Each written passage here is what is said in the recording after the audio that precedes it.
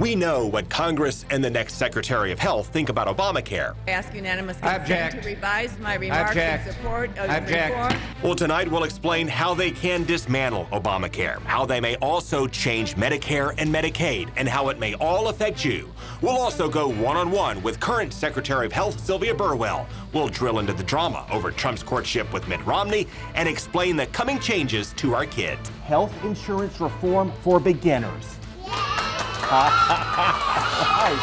That's good. This is Money, Power, and Politics.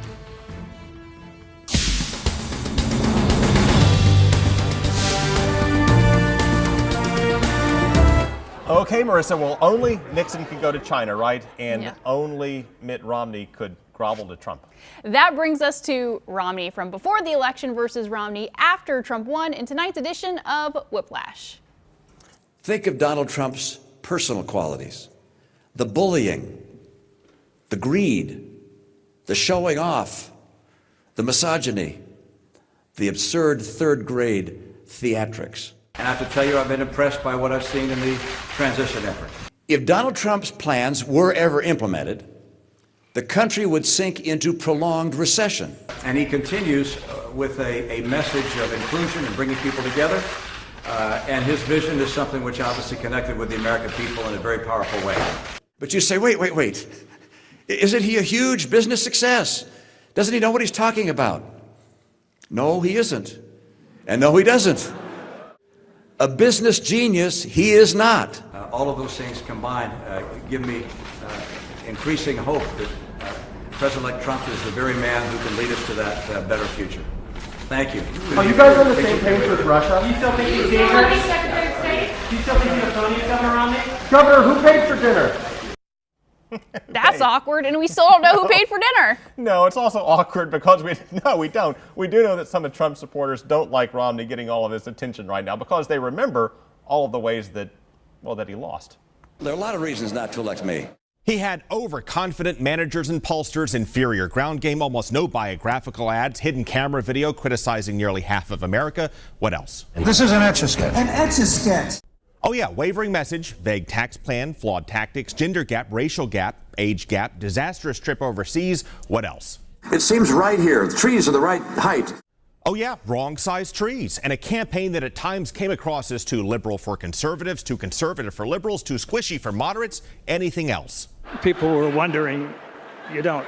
Yeah, and Clint Eastwood fussing at a chair. There are a lot of reasons not to elect me. The Obama campaign also tried to define Romney as a very awkward, rich, shifty, out-of-touch snob, and Romney had a knack for saying stuff that played right into that caricature. I'm not concerned about the very poor. I like being able to fire people. I'll tell you what, $10,000 bet? They don't look like you made them. Did you make those cookies? You didn't, did you? No. They brought us whole binders full of women. We put them together in exchange, and the president's copying that idea. I'm glad to hear that. Obamacare is bad news. That's some Romney's. I believe the world is getting warmer. I believe that humans contribute to that. My view is that we don't know what's causing climate change on this planet. I want to make sure nobody else catches it. Well, I've got to get Ann to stop wearing those hot pants. There are a lot of reasons not to elect me. Man, you definitely got Romnesia. Well, Romney had his troubles back then, but he could play a very important role in the Trump administration given his experience. He could, but just one more little thing. You know, Trump wants to take down Obamacare, which is based on the premise that everyone should have insurance and that everyone should pay. And do you remember who came up with that concept? Everybody should have insurance. They should pay. In Massachusetts, they called that requirement to get insurance Romneycare, and Barack Obama mocked it as something that wouldn't work across the nation. If a mandate was the solution, we could try that to solve homelessness by mandating everybody buy a house. So maybe voters first got confused when Obama embraced the idea that he mocked. People who can afford health insurance should take the responsibility to buy health insurance. That Romney conceived, then later mocked. I will act to repeal Obamacare. Oh, no, I like mandates. I don't have such a mandate. Massachusetts is a model for getting everybody insured. Wait, didn't you try to explain the irony by making it look like a Woody Allen film? No, that was somebody else. That was totally you. No, that was a terrible impression. I could not nail the Woody Allen at all. Tell me we're not going with that. Yeah, we're going to roll the clip. There's this old joke. Mitt Romney conceives this whole idea of an individual mandate Everybody should have insurance. They should pay. That Obama opposes in the campaign. If a mandate was the solution, we could try that to solve homelessness by mandating everybody buy a house. And then changes his mind. Excuse me, sir, I need to ask you a question. Guess what happens next? They run against each other. In this crazy twist of fate, Obama now has to defend the very idea that he opposed, that Romney conceived. People who can afford health insurance should take the responsibility to buy health insurance. I will act to repeal Obamacare. So what, you liked it now, you don't like it, you did like it, you know, it's still early, you can change your mind one more time before dinner. Oh no, I like mandates. I don't have such a mandate. Massachusetts is a model for getting everybody insured. But they have each other's child, and they don't know. Yes, yes. Yeah. Well, things did get switched around on health care, and the next administration will switch it around again. And we're going to explain what's going to happen here. But first, we want to set the stage by explaining how we got to this crazy point, once again in Trail Tales. It's time now for Trail Tales. Today, I've got something very special for you. It's health insurance reform for beginners. Yeah! That's good. Congress agreed to change the law, but none could agree on what it's called. Before we passed Obamacare. By the way, it's called the Affordable Care Act. Either way, it helped people buy something they'd use. But even the people who passed it were rather confused. I think it's very confusing. Some people liked it, while others did not. Some never cared, while others were scared. Hello? If you like your doctor, yes, you will be able to keep your doctor. Well, I think you have the wrong number. Scary. At first, the website would stall, freeze, and hang, with glitches our leaders had tried to explain. It's just a pain in the neck. Then, just as the leaders were ironing it out, a goober named Gruber stumbled about. Lack of transparency is a huge political advantage. We are here today to beat up on Jonathan Gruber for stupid. Stupid. Absolutely stupid. Stupid man. I behaved badly.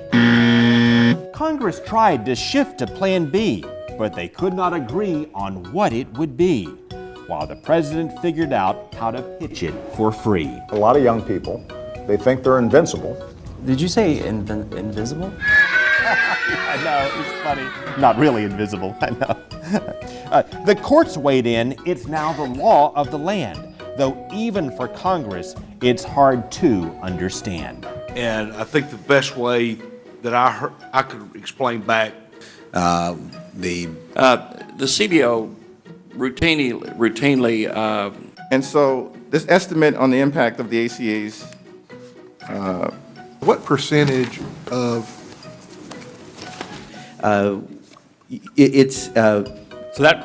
so given the fact that the due to expressed because let me rephrase that. In our projection of the amount of debt.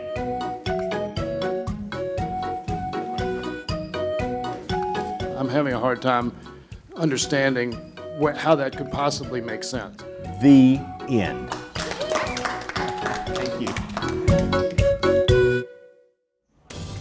I think we got it.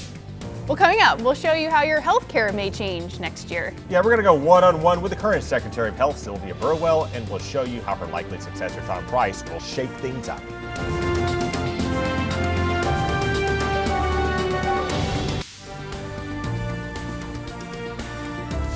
And so, Merissa, we now know that big changes are coming to health care. This could spell big changes to Medicare and Medicaid, but we'll start with what this means for Obamacare.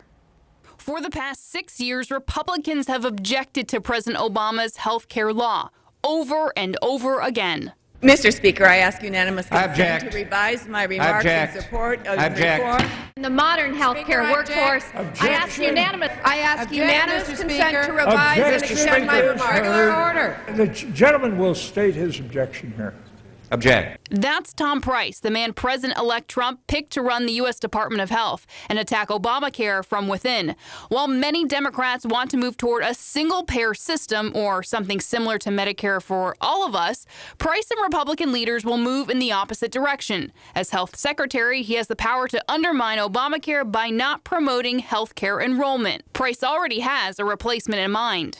Tom Price has been at the forefront not only of the repeal movement, but also of the replace movement. He plans to remove the current rules for businesses, customers, and insurance companies, and he would give people who don't have coverage tax credits based on age instead of income. Price would give the same amount of money to everyone.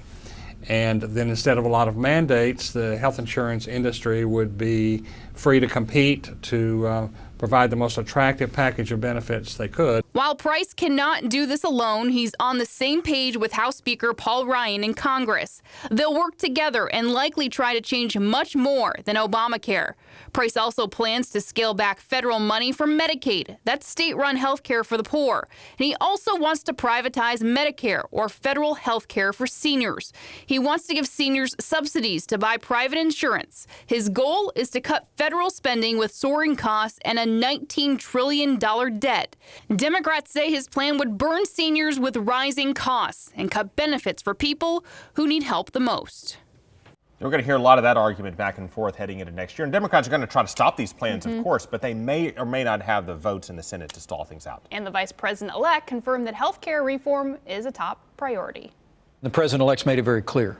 He wants the Congress, when they convene in early January, to take up the task of repealing and replacing Obamacare first. And the appointment of Dr. Tom Price as the head of Health and Human Services, someone who literally for the last half a dozen years has been in the forefront of efforts not only to repeal Obamacare, but to put forward common sense free market solutions that'll lower the cost of health insurance without growing the size of government. Meanwhile, the current health secretary is in a tough spot. Sylvia Burwell is urging people to enroll in a system the next administration hopes to derail. Let's send it over to Craig with our special guest, Sylvia Burwell, the current health secretary.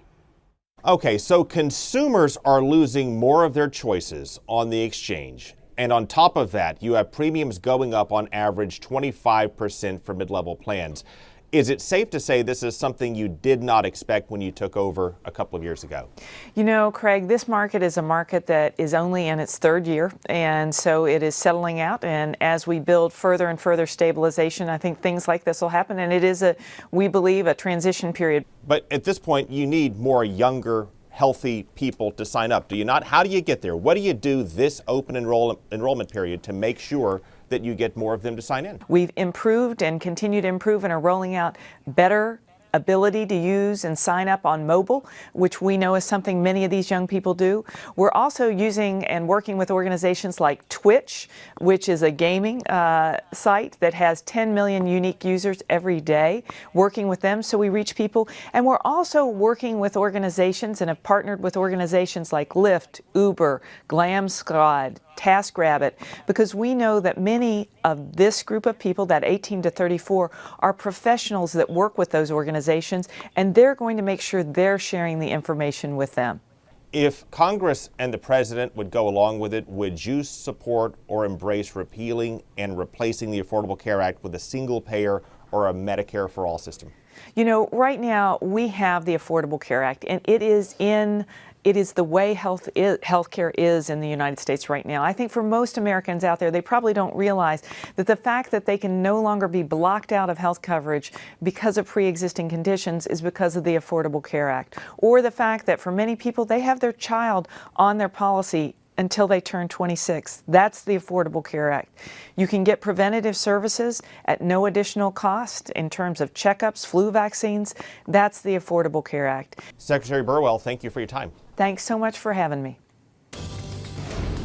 Okay, coming up, why would Democrats re-elect Nancy Pelosi as their leader in Congress? And we'll show you how Trump's picks at Commerce and Treasury may affect the economy.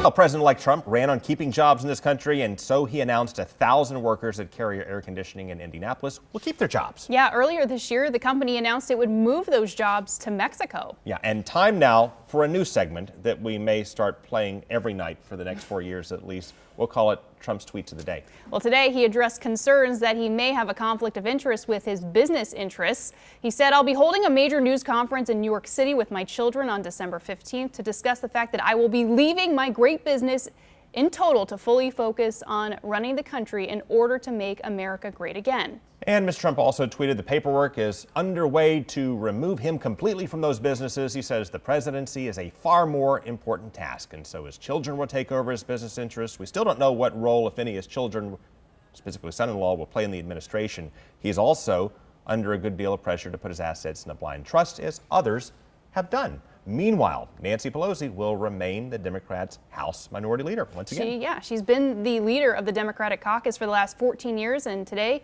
she fended off Tim Ryan of Ohio to keep the job. Pelosi had been under fire since Mr. Trump's win in the election. Ryan had hoped to bring a fresh face to the Democratic Party, but after receiving 68% of the vote, Pelosi maintains her reign as Minority Leader. Meanwhile, President-elect Trump is still filling out his cabinet, of course, and he picked Steven Mnuchin to run the Department of Treasury. And with this, you have someone who worked on Wall Street and Hollywood, and like the Treasury secretaries, also Presidents Clinton and George H.W. Bush. He is a former Goldman Sachs executive who said he will focus on tax reform.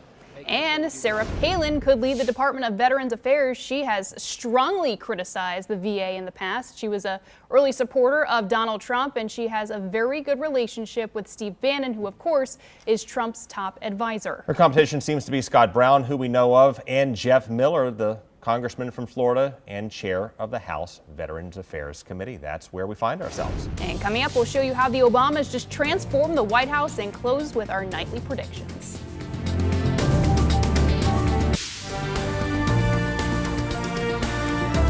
So we'd like to close out with something different each night if we can, and we certainly have something different at the works in the White House tonight. Yeah, the White House is all decked out for the holiday season. First Lady Michelle Obama orchestrated quite the display at the White House, and this year the theme is Gift of the Holidays. There are 56 Lego gingerbread houses in the White House, one for each state and territory, and they're made from more than 200,000 Legos. Can you believe that? I mean, that many Legos in the White House. Would you ever think? That's fascinating. Absolutely fascinating. Can you eat the Legos if they're gingerbread? No, but there's a gingerbread house in the state dining room that's made of 150 pounds of gingerbread and 100 pounds of bread dough on the outside. The Obama's last celebration of the White House of the holidays. Okay, check out our YouTube channel. You can search for Craig Patrick's Money, Power, and Politics. Please subscribe as well to catch up on all of our investigations, humorous segments, and prior shows you may have missed. That's our show tonight, folks. We'll see you tomorrow night.